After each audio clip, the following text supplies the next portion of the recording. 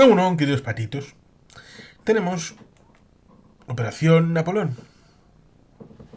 Una película de 2021-2023 islandesa, lo cual le da cierto valor y que habla sobre tema nazi, ¿no?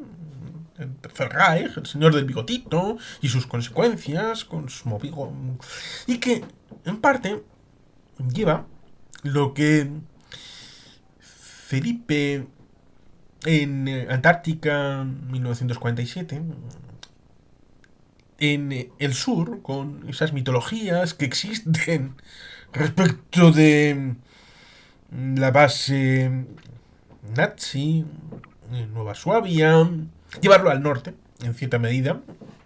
Aunque, en buena medida, tenemos un MacGuffin que es bastante Hitchcockiano, a pesar de que la película no es para nada de Alfred Hitchcock y se parece en sus 2 horas, a una película de 2 tercios, 3 cuartos, 2 tercios, 3 cuartos, bueno, 3 cuartos más bien. Eh, la primera hora y media y luego la última media hora. Es por tanto una película de aventuras que responde bien con este MacGuffin, como podemos encontrarnos al libro de El último pasajero, de Manuel Loreiro, eh, y como diría Mariano Rodríguez, si uno entra a esta película buscando la mitología nazi, buscando profundizar el conocimiento de la época de la Segunda Guerra Mundial y del Tercer Reich, entonces esta es una película que nunca debió suceder. Y comenzamos. Ella, la protagonista, es una abogada de éxito, muy tiquismiquis, muy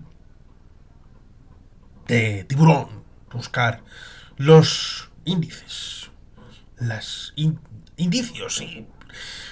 Porque hay una persona en parte a un colectivo que en esa reunión inicial trata de buscar un préstamo con unos datos que han sido tuneados. Que, ojo, cuidado, que estos datos son exactamente iguales a los que me presentaste la última vez.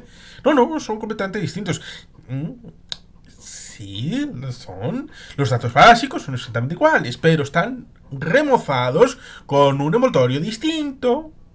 Pero el corazón es el mismo. No me la vas a dar con queso.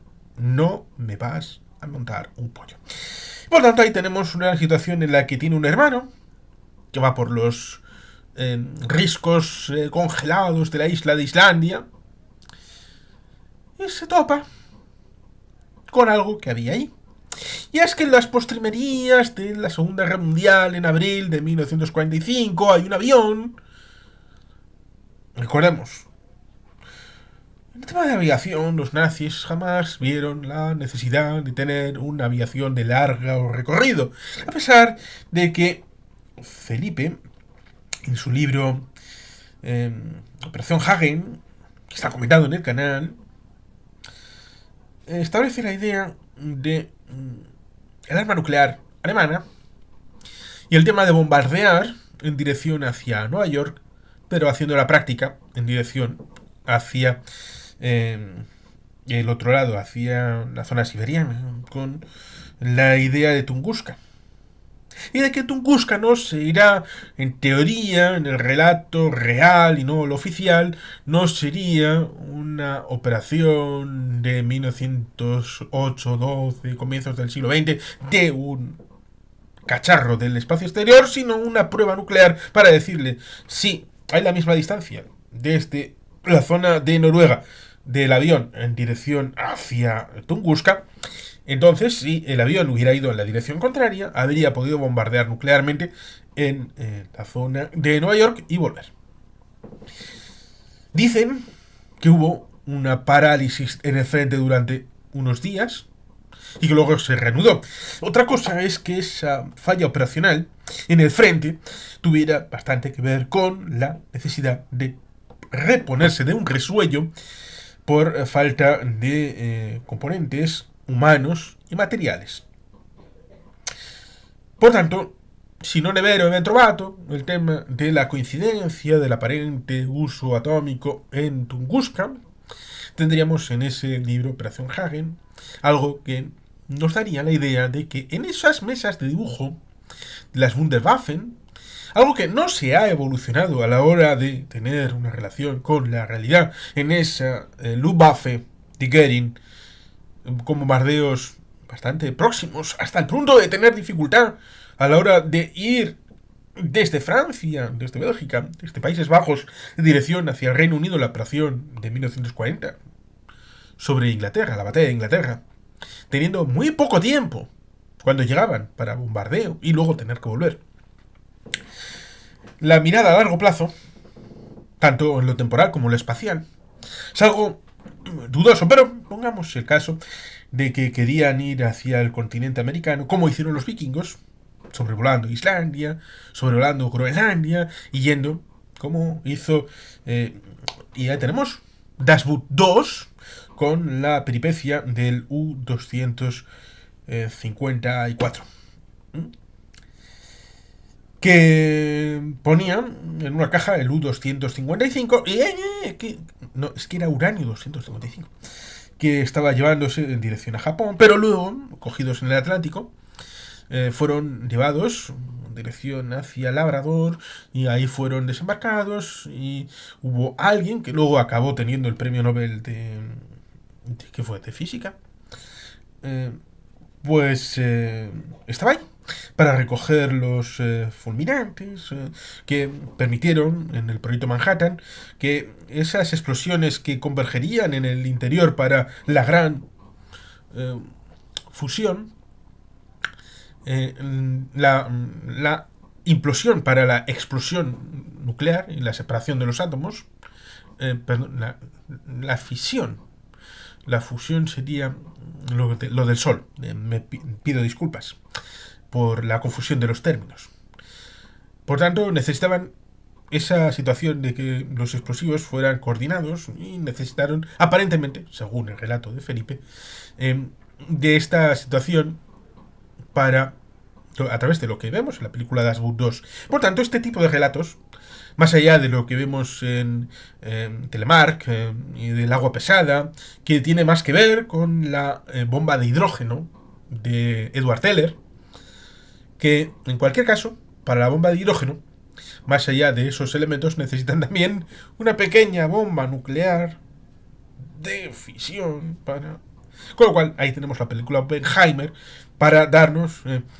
cuando Teller dice, tenemos que hacer la operación esta para la bomba de hidrógeno, incluso en periodo de la Segunda Guerra Mundial. Sí, pero para tu bomba necesitas también mi bomba para que opere dentro de la tuya. Con lo cual estamos en las mismas. Así que, quieto parado, Eduard, quieto parado. Por tanto, es en esta película, con esas Wunderwaffen, si ya entramos con el tema del avión, ya hay un pequeño que nos lleva picajosidad debido a tener la idea de si pudo ser posible ese avión o no, si existió o no, para investigar. Pero ese avión, en el 45, abril del 45, se estrella en Islandia. El hermano lo encuentra. Y nos encontramos con el hecho de que evidentemente se mete en un problema. El hermano y llama por videoconferencia a la hermana, y la hermana, por cercanía familiar, se mete igualmente en el problema. Un problema del que no sabe nada, como evidentemente se trataría de que fuéramos empáticos con la hermana y que sería nuestro representante dentro de la historia, de que nosotros fuéramos la hermana, de que se mete en ese asunto sin comerlo ni beberlo como nosotros, que aparentemente no sabemos nada de esta historia, para que empaticemos con ella y que evidentemente primero empaticemos con el hecho de tener un familiar implicado y luego el tema más general referido a la relación con Estados Unidos y con el asunto de que hubo un general, Timothy Carr, con su hijo William Carr, que es el que se encarga de esta operación respecto de lo que supuestamente se ha encontrado, que es ese avión que llevaban décadas buscando, primero 4 veces, encargado el general Timothy Carr, de 4G estrellas, del ejército de los Estados Unidos, la última en 1988, y que casa, en parte, con esas operaciones high jump y similares en la zona antártica, pero en la zona de Islandia.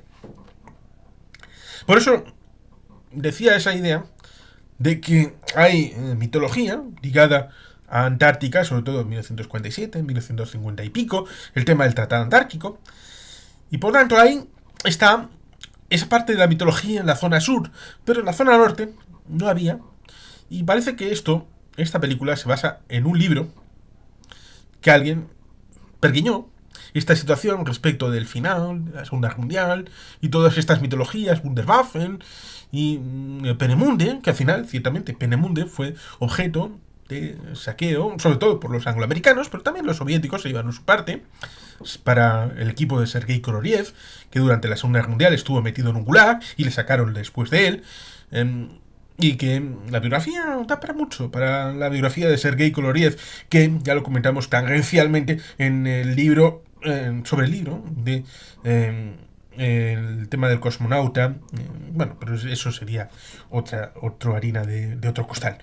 Evidentemente, la película, si la tomamos como algo, ese MacGuffin, sea lo que tiene en el propio avión, si fuera el osito bobo del señor Barnes en aquel capítulo de Los Simpsons, fuera cualquier otra cosa, esa hora y media no serviría igualmente con esa persecución, a pesar de que evidentemente en la película de Hitchcock, de aquella con Cary Grant, de perseguido que no estaba siendo North by Northwest, dicho en inglés, que estaba siendo perseguido porque estaba confundido con un agente que era real.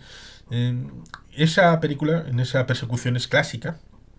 Y evidentemente no le llegan los suelos de los zapatos esta película. Esta es más bien de tarde, de sábado, de las 4 de la tarde en Antena 3. O, si me apuras, también en La Sexta, cuando daban películas. Esta es de serie no B, serie F o Z. También en ciencia ficción, pero es bonito. Y alguna película esta la hemos comentado en el canal. En este caso es bélica, Segunda Guerra Mundial. Y en teoría, eso de bélica y Segunda Guerra Mundial es un añadido, es el MacGuffin.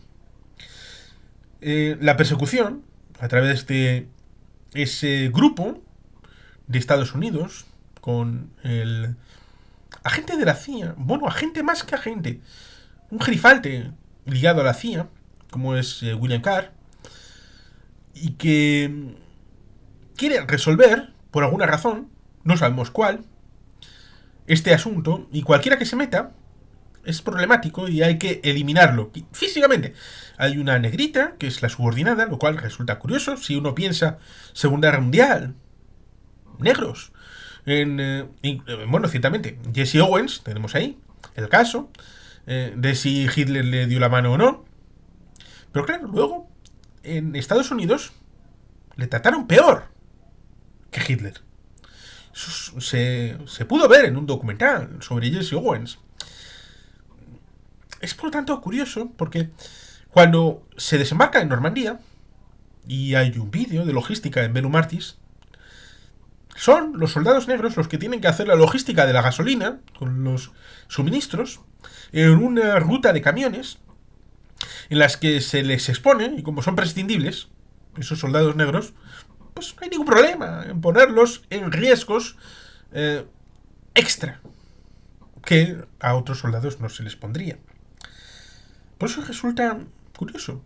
Y podría tener cierta situación de contradicción el hecho de que algo relacionado con el Tercer Reich tuviera esa situación de complicidad a través de una negra, a pesar de que evidentemente luego será qué es lo que le han contado, qué es lo que le ha contado el jefe, de lo que están buscando, de si es un avión, para qué el avión, el tema de la compartimentación de la información, del segmento, de la segmentación, y si simplemente era una operación secreta y cualquiera que tuviera que ver con esto no le dan lo que es la revelación del MacGuffin. Está bien hecho y mal hecho la película. ¿Por qué está bien hecha? Pues porque evidentemente es trepidante. La situación luego de tener que buscar a aquellos que participaron en esas operaciones con Timothy Carr en aquellos años, si queda alguno vivo, intentar ir a los archivos, cuál es el archivo más principal, pues el que está en la embajada de Estados Unidos, tener que entrar, el tema a pesar de que es reciente y no está lo suficientemente desarrollado el tema de investigarlo, que en películas más relacionadas con el tema, e incluso películas de hace 30 años, como Los Fisgones, que está comentada en el canal, eh, tienen una situación respecto de las nuevas tecnologías, ya no tan nuevas, porque estamos hace muchos años con ellas, pero todavía llamadas así, como es el internet, los ordenadores. Aquí hay un pequeño juego ahí con los ordenadores en el ámbito de la embajada, de si les pillan o no les pillan, el tema de las manifestaciones de fuera, que están bien traído, el hecho de el anti-norteamericanismo, porque sí, porque son el imperio, son gente de mal, y eso está bien, porque bueno, pues estas cosas pasan. Incluso teníamos un consulado de Estados Unidos en Bilbao y fue retirado a finales del siglo XX, en 1998-99. Y por tanto, por eso, por ejemplo, también en el tema personal, el tema de que hay un ex que luego será importante para la resolución de la trama y luego una reconciliación, lo cual evidentemente personalmente pues puede llevar a una empatía a la hora de la relación con la protagonista, pero que evidentemente está mal hecho. Está mal hecho porque nos dan pequeñas pinceladas de lo que es el MacGuffin y luego, cuando hemos cumplido la hora y media y ha habido una resolución del tema personal, en una situación que recuerda al final de Alta Tensión de 1987, aquella película de Timothy Dalton, a pesar de que, evidentemente, sucintamente con aquel Hércules, aquí de la Just Army, que tiene que salir, está con la protagonista dentro, con el William Carr, y luego va y da la vuelta y se vuelve a estrellar. Nadie lo vio venir, ¿verdad? Un avión se estrella en 1945 y otro avión se estrella unas décadas después. Por tanto, hay esa simetría que quieren hacer respecto de el imperio nazi y el imperio estadounidense, y que cuando se resuelve ese tema de que el hermano está a salvo, ella está a salvo, aparentemente William Carr está muerto, se lleva a un lugar apartado con los documentos metidos en una carpeta dentro de un elemento y otro elemento y después una maleta del único superviviente, curiosamente, porque eran 7 personas y hay solamente un superviviente que sale y va a una cueva donde muere congelado. Y él se encuentra a esa persona que curiosamente lleva un maletín con todo eso dentro y con las llaves encima. Con lo cual, ¡qué suerte! Porque lleva las llaves para abrir el maletín justamente en ese momento. Perfecto, chachi piruli. Si no, habrían tenido que buscar la fórmula para abrir ese cacharro. Y toda la explicación viene después de esa hora y media. Condensada, cuando van el hijo de aquel que había sido colaborador de Timothy Carr en las expediciones y que fue, curiosamente, muerto en extrañas circunstancias un poquito después de la finalización de la última expedición en 1988.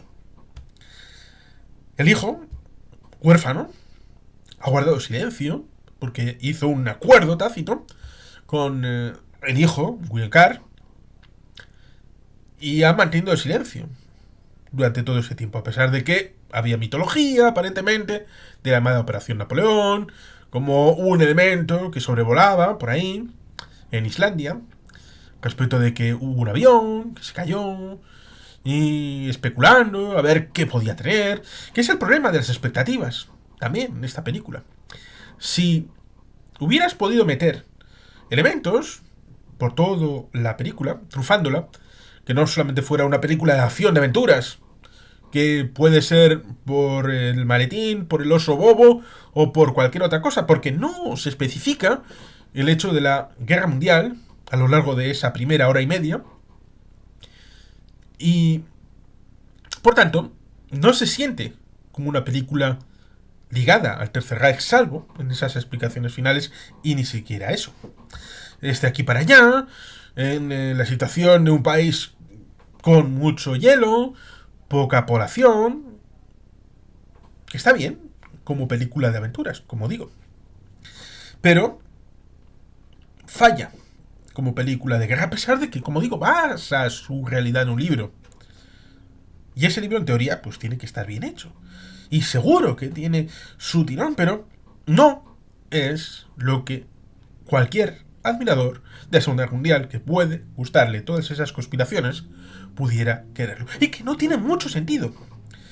Porque se comenta que al final de la Segunda Guerra Mundial hay una serie de grupos ligados al ejército de Estados Unidos, a los industriales con capacidad de penetración y de influencia, que han estado jugando aparentemente con el Tercer Reich y que tendrían cosas que ocultar.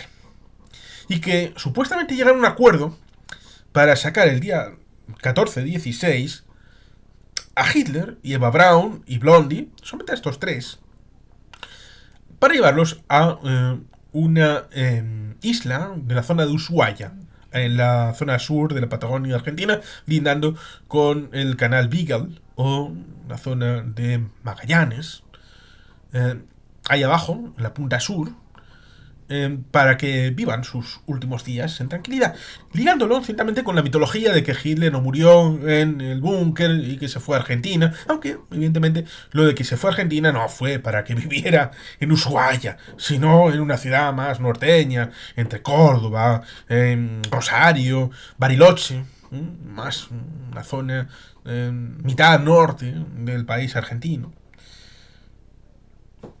Por eso resulta curioso.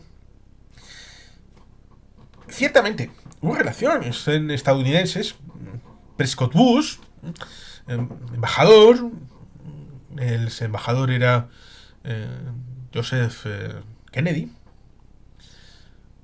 Es curioso porque los Bush y los Kennedy, relacionados de alguna manera con Tercer Reich, y los hijos, tanto Junior, bueno, el hermano mayor, que murió precisamente en la guerra, y también George Bush padre, George Herbert Walker Bush, metidos a la guerra. John Kennedy estuvo en una lancha, pero en el Pacífico. Resulta ciertamente curioso. IBM, hay un libro que lo vi en la biblioteca de Agorta, en Villamonte, que habla de las tarjetas perforadas de IBM para los campos de concentración, con lo cual hubo una aportación. El tema de aquel boxeador que tenía la licencia para Coca-Cola en Alemania y que la falta de jugo a partir de 1942 le hizo imaginación con el jugo que todavía le quedaba, con unas frutas, y ahí creó la Fantastique, la Fanta. El tema de los camiones, ahí tenemos a Ford, Henry Ford, el judío universal, el libro que escribió, antisemita, en la estela de los protocolos de los sabios de Sion. Por tanto, sí hubo relación de cierta gente estadounidense, y eso fue más o menos público, no sé a partir de qué año, ahí no quería meterme los dedos, pero evidentemente es algo que se acabó sabiendo. Y que fue hasta 1941, hasta Pearl Harbor, por lo menos, cuando no, permeando hasta 1942, esa ruptura de relaciones no solamente diplomáticas, sino también económicas. Por eso cuando uno ve que hubiera este grupo de influencia que pudiera querer tener esta relación, ¿pero a cambio de qué? Porque ya eran ricos y tenían la posibilidad de tener más riquezas en la reconstrucción y la victoria, sobre todo teniendo en cuenta que habían vivido las postrimerías de la segunda época de la Primera Guerra Mundial, Digo las postrimerías de la segunda época porque evidentemente hay una primera época en lo económico. Tenemos un vídeo sobre un libro bien importante que habla también de la parte económica de la Primera Guerra Mundial, en el que hasta 1916-17 Gran Bretaña es la que lidera por la Entente, es decir, los futuros aliados, la situación en los mercados, también en Nueva York, con una creciente agonía, ya sea para Italia, Francia, el propio Reino Unido, con la dificultad para financiar para armas y para alimentos, y la creciente importancia de Estados Unidos. Y en esa segunda época, 16-17, con la necesidad de entrar en la Primera Guerra Mundial para poder recuperar, porque si son derrotados, evidentemente luego era más complicado que obtuvieran los beneficios de la Primera Guerra Mundial, es decir, el pago de proveedores, de deudas. En esa segunda parte, los padres de este grupo fueron seguramente los que vieron la creación definitiva ya de la potencia estadounidense, del comienzo del traslado de la finanza pública de Londres a Nueva York como epicentro de la economía mundial, el tema de los años 20 como elemento importantísimo de un momento de triunfo que se replicó con mayor importancia en los años 50. Por tanto, lo tenían todo de cara como para pedir el tren del tesoro como contraprestación. Habría tenido mucho más sentido relacionar de alguna manera esto con Paperclip, la operación Paperclip, relacionado también, por ejemplo, con Hans Kammler, con esas dos bombas atómicas lanzadas sobre Hiroshima y Nagasaki, guardar el secreto del fracaso inicial de la operación Manhattan, con la situación de fracaso aparente, con la hipótesis de operación Hagen del profesor Felipe, respecto de que luego igual empezó a carburar, pero esas dos armas fueron intercambiadas por la libertad de Hans Kammler, y aquí podríamos tener algo semejante referido a algún elemento de Wunderwaffen que pudo haber tenido mayor desarrollo y que estaba oculto, como por ejemplo el tema de la fórmula, aquella película con Marlon Brando, creo que recordar del año 75, que hablaba precisamente de este petróleo sintético y la fórmula de construirlo, que podía tener mucho más sentido debido a la situación de crisis económica ligada a la crisis del petróleo con la guerra del perdón, la guerra del Yom Kippur, que supuso la multiplicación de 1 por 4 en el precio del petróleo de la noche a la mañana. Y la necesidad de este tipo de alternativas, como el petróleo sintético, que hicieron los nazis a través de su ingenio. Pero intentar sacar a Hitler por obras de arte, por dinero y no por tecnología, es algo que no lo veo. No le veo como incentivo fundamental y básico a la hora de decir vamos a poner esto de fondo. Y como digo, a partir de la hora y media, poner un speech con el hijo de aquel muchacho que colaboró en las operaciones con William Carr y con Timothy Carr, el padre, el general de 4 estrellas. El ex marido, que ahora ha revertido, siendo periodista, ha revertido a volver a rejuntarse, y la protagonista, que es la abogada, metida con calzador en la historia, porque nosotros también estamos metidos con calzador para, evidentemente, que el producto funcione. Y los tres, sobre esa mesa, con hamburguesas, por supuesto, pues van desarrollando esta idea de que iba a ser un intercambio por el tema del tren, que en teoría estaría en Polonia, y el tema de el pago, que iban a ir a Terranova, y en Terranova le iban a dar como prueba una situación que en una operación clandestina el general Timothy Carr iba a entrar en la zona de Silesia para recuperar el tren en estas montañas, en una cavidad. No sé cómo lo habrían hecho esa operación. De los cuadros, el dinero, el oro, las joyas, cómo lo hubieran ido sacando. Porque, recordemos, 1945, Yalta y Potsdam.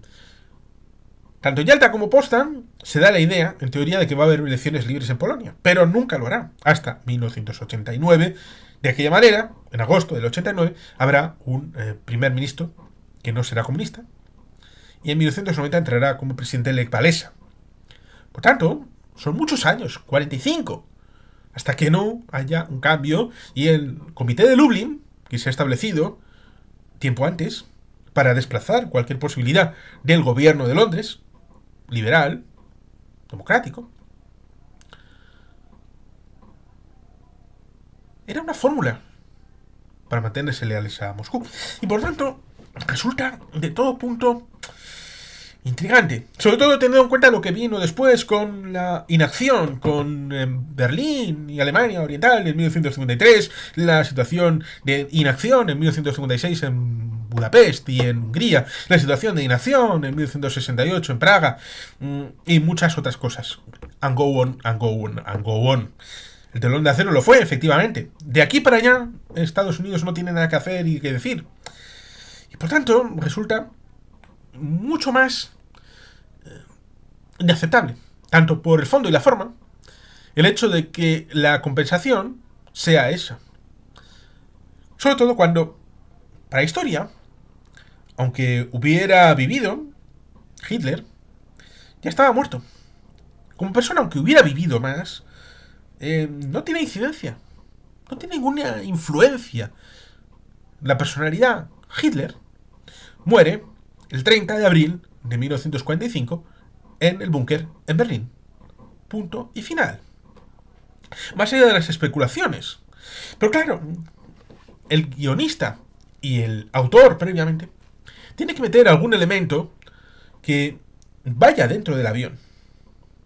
Podía meter a Hitler y a Eva Braun, eso habría sido una bomba, pero no, dice no. No vamos a eso, no. Era la avanzadilla que explicaba que el tema del intercambio, insisto, por un tren del dinero, un tren del tesoro, iban a ir a Terranova a firmar el acuerdo, y cuando este hubiera sido firmado, teniendo en cuenta la garantía de tenemos aquí, ojo que podían, ya que estaban, haber dicho dónde estaban todas las cuevas que estaban encontrándose, algunas, pero otras se encontraron algo después, dónde estaban esas cuevas que estaban mucho más cerca de la zona controlada por los estadounidenses. Patton incluso estuvo a punto de entrar en Praga, pero dijeron, espera, que esto políticamente no nos va a corresponder después. Así que si usted entra en Praga, luego vamos a tener que recuperar la vuelta atrás. Tendremos que recuperar la marcha atrás. Por eso, chirría por más de un elemento a aquellos que les guste la Segunda Guerra Mundial. Por eso, como película, que hable de la Segunda Guerra Mundial, que hable de los elementos propios de la situación bélica, de la situación de las Wunderwaffen y de aquellas vicisitudes respecto de posibles elementos ucrónicos, contrafactuales, de finalización de la Segunda Guerra Mundial con cabos sueltos que pudieran quedar para el futuro o elementos que pudieran implicar a la familia Carr en algún negocio turbio, pero con un cierto elemento sustantivo, aquí no lo van a encontrar. No, aquí no. Como película, como digo, de involucrar a una persona que no está metida en la pomada, a semejanza de North by Northwest, de Alfred Hitchcock y muchas otras que también tienen ese sesgo y que tienen su gustillo y que están bien, de ir en persecución y de ir de aquí para allá, de sentir el cogote de alguien que quiere cogerte porque quiere eliminarte, porque eres alguien que sabe algo y que el hombre que no que sabía demasiado. La segunda parte creo que es el remake hecho también por Alfred Hitchcock, creo que la primera también es de él mismo, pero el remake con Doris Day y con Jamie Stewart creo que es muy bonito, que mejora la primera, por eso lo hizo, e hizo muy bien Alfred Hitchcock en hacerlo, el hombre que sabía demasiado. Luego hicieron una parodia del hombre que no sabía nada, pero ese tipo de películas de alguien que supuestamente sabe algo, pero no sabe el qué, y que es perseguido por alguien porque quiere eliminarlo, bueno, pues esa película de 1 hora y media está en esta película. Pero como nos encontramos el pastelón a partir de la hora y media, en ese lugar recóndito, entre los tres, llamémosle protagonistas más o menos conocedores del asunto, eh, y no está involucrado, no está metido, como imaginemos, un bollo de mantequilla o mejor, un croissant de chocolate en el que el croissant sin chocolate está en un lado y te han sacado el chocolate y te lo ponen justo después. Y dices, hombre, no, esto no es así. Me lo vas trufando a lo largo de la película y así tenemos algo mucho mejor elaborado. Es como el señor Monk, que quiere las verduras puestas cada cual en su lado. Por tanto, hay que asumirlo, hay que aceptarlo. Cuando termina, y esto es lo peor barra mejor de todo, porque es una película que en teoría está hecha en 2021, pero se publica en 2023, por lo tanto, todavía no podemos decir que no haya continuación, porque al final, cuando suben en un avión, estos tres, en dirección a Polonia, nos encontramos aparentemente que William Carr no está muerto. Y van en el mismo avión. Por tanto, podríamos estar hablando de que habría intenciones de una secuela. Una secuela del todo punto innecesaria. A pesar de que, por otro lado, evidentemente, por esa primera parte, de ponerle ganas a una película de acción y de persecución, una especie de road movie con esa situación de tensión y adrenalina, pues seguramente deban de profundizar con vocación propia, con estilo propio y con temas propios en Islandia, una situación en la que, por otro lado, podrían haber profundizado o pueden profundizar en un hecho cierto, y es que en 1940 Dinamarca es tomada. En esa operación en dirección nórdica, antes de la toma de Francia, que toman la zona de Noruega, Dinamarca, Islandia, como Groenlandia, son parte de Dinamarca. Antes de que haya esa situación en la que desembarquen los nazis, como desembarcaron en las islas del Canal, que eran británicas pero estaban cerca de Francia, como siguen cerca de Francia, la geografía es tozuda, pues antes de que suceda eso, los angloamericanos entran en Islandia y la toman militarmente. Dicen formalmente que con aquiescencia de los daneses y la salvaguarda, bla bla bla bla bla bla, pero entre 1943 y 1945 lo mismo que hicieron en el Líbano y Siria, para con De Gaulle, cortándole el cuello y el pescuezo, forzando una independencia de un país que no tenía que independizarse en ese momento, sino después, como hicieron con Filipinas, que en teoría tenía que independizarse en 1937 y esperaron al 47 para independizar Filipinas. Podrían haber esperado, pero con Líbano y Siria no esperaron. Y con Islandia, bajo ocupación militar angloamericana, no esperaron. Hay un misterio. ¿Por qué? ¿Por qué hicieron eso? Y con Groenlandia no. Groenlandia se la devolvieron a Dinamarca. Luego, Islandia, que no tiene ejército, es parte del desempeño de la OTAN, es miembro de la OTAN, aún no teniendo ejército, respecto de esa salida de Poliarny, de Murmansk y Arcángel, de los submarinos soviéticos. Sí, cierto, en el 49 no es parte de esa situación porque los submarinos de importancia nuclear serán importantes a partir del 60-61 con aquella película K-19 de la viuda de James Cameron. Porque evidentemente cuando uno se divorcia a veces piensa que hizo Zero Dark Thirty. Bueno, ahora no recuerdo el nombre de esta directora que ganó el premio Oscar en la Academia a Mejor Directora. Pero, bueno, ahora no me recuerdo el nombre de esta laureada directora que hizo esta película. Pero bueno, la cosa es esa, que era un lugar importante, no tenía ejército, la OTAN se metió. Por tanto, esa situación de Islandia, con ese juego respecto de la realidad, porque esto lo voy a decir respecto de un profesor danés, porque ahora Dinamarca es utilizada por las Islas Feroe, Groenlandia, como defensor de la autodeterminación de los pueblos. Y nos encontramos, en un momento hace como 10 años, quizá un poquito más, pero 10 años, en Machoqui de Ondarreta, en las arenas. Un profesor danés, laureado, llegó a dar una charla y le hice una pregunta. ¿Cómo es que las Islas Feroe tuvieron, en la segunda mitad de los años 40, un referéndum de independencia? Y ese referéndum fue contestado con la disolución de las cámaras de Islas Feroe y la convocatoria de unas elecciones normales en las que luego obtuvo una victoria aquellos que no querían la independencia.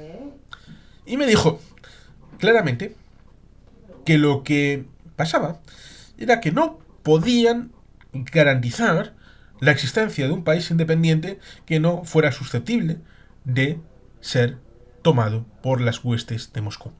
Un país comunista en el medio del Atlántico.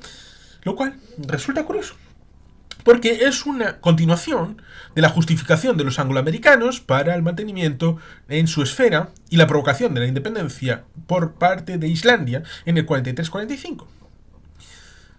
Lo cual, ciertamente, como digo, daría para especulación, daría para justificaciones, daría para explicaciones, para elementos de la historia que son huecos por donde unas historias bien trazadas, bien trenzadas, pudieran entrar dentro de una película como esta, que va sobre ese periodo, y que pudiera hacer un tapiz más rico en detalles, ¿eh? Y no lo hace.